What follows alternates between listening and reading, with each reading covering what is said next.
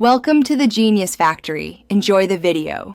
You're starting now. First, confirm reliable Wi-Fi or mobile data and check your Android is up to date enough to run Play Store.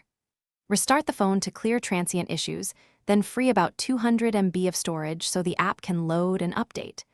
Make sure you know which Google account is signed in. You'll use it for later steps. Once done, proceed to targeted app and service resets so the store can reinitialize cleanly. Now reset the app layer. Go to Settings Apps, find Google Play Store, force stop it, clear cache, and if unresolved, clear data. This resets app state without deleting purchases. Then do the same for Google Play Services and Google Services Framework because they manage authentication and sync. Clearing their cache often restores communication. Reboot the device to let services relaunch properly. After restart, open Play Store and follow any sign and prompts, so the store can re-authenticate and fetch your library. If basic resets didn't work, remove your Google account from Settings Accounts, reboot, then re-add it to refresh credentials and sync tokens.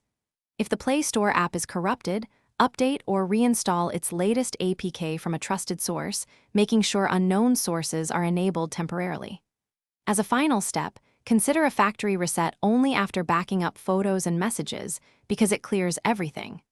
Troubleshooting.